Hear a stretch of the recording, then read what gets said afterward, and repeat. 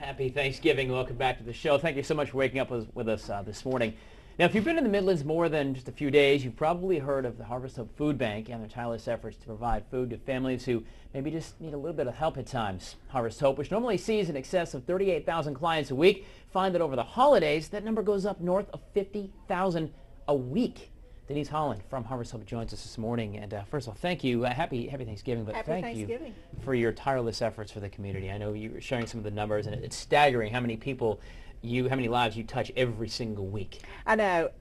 Just the first 3 days of this week before Thanksgiving, in just our 2 local emergency food pantries, we served over 2,300 households. Wow. That's not to include the other 398 member agencies that we work with every day. Wow, that's crazy. Now, what is the reason for it going up from 38 to 50? These numbers are approximate, but is that because the holidays, kids are home from school, more family coming to town? What's that? All of that. Kids are going to school. Kids are home from school. Yes, that has a definite impact, and we see that impact anytime they're out for even half a day. But also, it's the worry. You're trying to do everything. You don't have enough money for food. Everything is just a little bit higher. People are coming in. Yes, families are trying to get together, and that's what Thanksgiving is about. Just recently, one story that happened that was told to me yesterday, and another story that I've used many times in speeches, but the first story was a lady stopped me yesterday and she said that she had to bring her brother into the food bank on Monday. Grown man, has a family, got laid off from his job a couple of years ago, but he's back working, but not working near at what he was making. Doesn't have transportation. They've many times teetered on the place of losing their home, having utilities cut off, all that sort of thing. And she said, but Denise, I brought him there because I'm not going to be with them, and just to see what he got. She says, we both walked out in tears.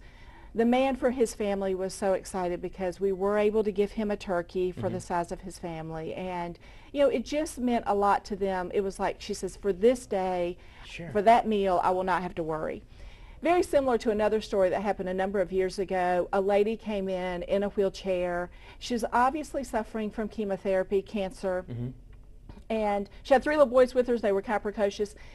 We took the 3 little boys to the back, which is very unusual, where we pack food because the mother really needed some time alone with her volunteer counselor.